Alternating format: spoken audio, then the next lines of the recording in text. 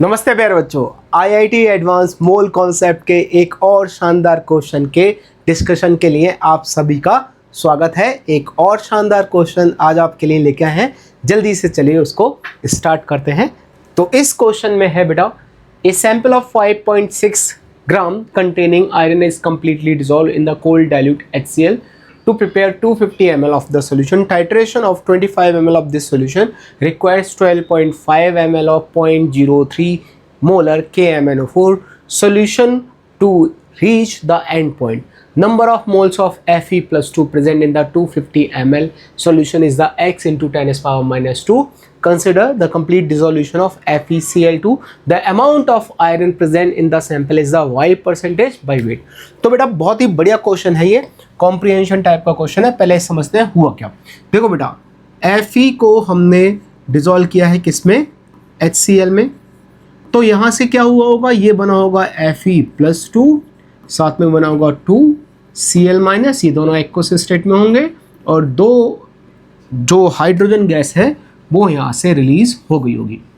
ठीक है, आपके पास जितना भी आयरन था वो कन्वर्ट हो चुका होगा Fe+2 में। जितना भी आयरन था वो कंप्लीट हो चुका होगा Fe+2 में।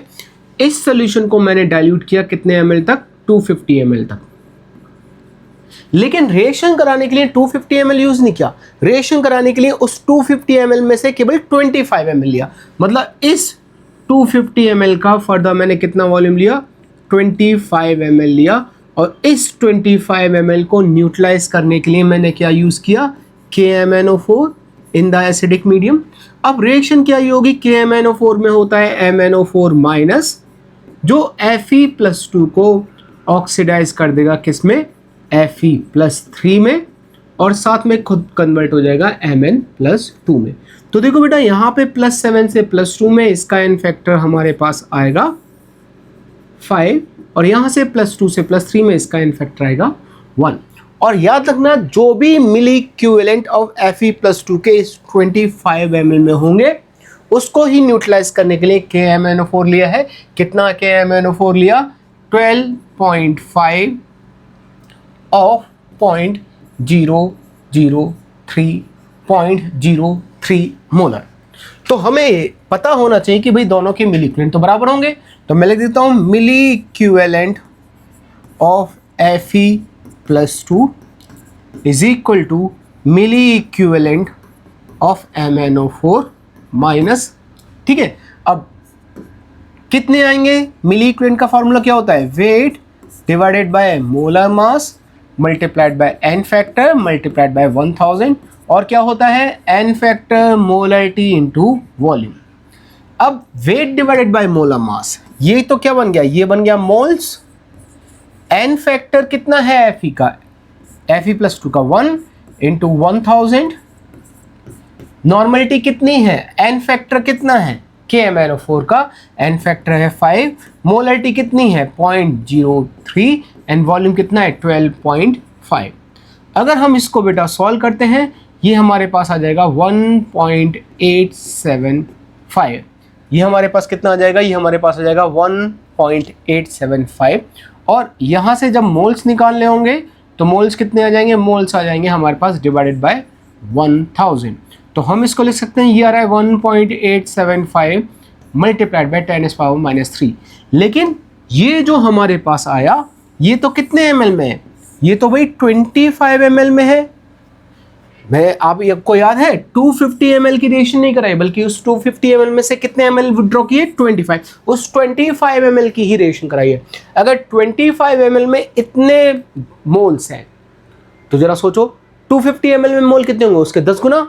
तो उसके 10 गुना मोल करने के लिए मैं क्या करता हूँ, 250 ml में फिर मोल्स आ जाएंगे हमारे पास 1.875, इसको 10 से मल्टीप्लाई करना है तो 10⁻³ मल्टीप्लाई बाय 10⁻⁻1 कितना हो जाएगा, 10⁻²। ये हमारा नंबर ऑफ मोल्स आ गए। और हमें किस में रिप्रेजेंट करना है, हमें चाहिए x की वैल्यू इन टर्म ऑफ 10⁻²। तो x की वैल्यू कितनी हो जाएगी, 1.875 x की वैल्यू आ जाती है। अब देखते हैं सेकेंड इसने क्या पूछा है। सेकेंड इसने पूछा है हमारे को कि हमें क्या बताना है, हाँ हमें बताना है कि भाई the amount of iron present in the sample by y percentage. अब हमारे पास आयरन का मास कितना आएगा, मास ऑफ आयरन कितना आएगा, आयरन के मोल कितने हैं 1.875 मल्टीप्लाइड बाय 10⁻²। ये किसके मोल है, आयरन के। ठीक है बेटा, अब आयरन के मोल आ गए, उसको 56 उसके मोलर मास से मल्टीप्लाई किया, ये कितना आ गया, ये आयरन का मास आ गया। आयरन का मास ये है, टोटल मास कितना है, टोटल मास है 5.6, टोटल मास कितना है 5.6, और परसेंटेज निकालनी है इसलिए 100 से इसको मल्टीप्लाई कर दे। तो अब हमारे पास आंसर क्या आएगा, हमारे पास ये 1 टाइम और ये 10 टाइम, ये कितना हो गया 1000, यहाँ पे कितना है 10⁻², 1000 से मल्टीप्लाई करो तो हमारे पास ये कितना आ जाएगा 18.75। ये बेटा हमारे सेकंड वाले जो क्वेश्चन है y की जहाँ पे वैल्यू पूछी गई है उसका आंसर ये आ जाएगा। तो बेटा अच्छा क्वेश्चन था। पहले हमें ये पता होना चाहिए कि Fe जब डिसॉल्व होगा HCl में तो वो कन्वर्ट होगा Fe+2 में। ठीक है, उसमें जो भी Fe+2 बना, कंप्लीट डिसोल्यूशन बोल रखा है, तो सारा का सारा Fe कन्वर्ट हो चुका होगा Fe+2 में। उस Fe+2 को 250 ml तक डाइल्यूट किया, लेकिन उस 250 ml की रिएक्शन नहीं कराई, रिएक्शन केवल कराई उसके 225 ml की। उस 25 ml में कितने मोल्स हैं Fe के वो हमने कैलकुलेट कर लिए। ठीक है, और उसकी रिएक्शन किससे कराई थी, KMnO4 से। तो Fe+2 Fe+3 में कन्वर्ट हो चुका होगा, उसका एन फैक्टर जो आया उससे हमने मोल्स कैलकुलेट कर लिए Fe+2 के। ये जो Fe+2 के मोल्स आए उसको x की फॉर्म में, जो x × 10⁻² था उसमें हमने चेक कर लिया, हमारा पहला आंसर आ गया। फिर परसेंटेज पूछी गई है, तो परसेंटेज के लिए मैंने क्या किया, आयरन के जितने मोल आए थे उसको 56 से मल्टीप्लाई किया, आयरन का मास आ गया। फिर जो टोटल मास था 5.6 उससे डिवाइड किया और मल्टीप्लाई किया 100 से, तो वो आयरन की बेटा परसेंटेज आ गई। अच्छा क्वेश्चन था।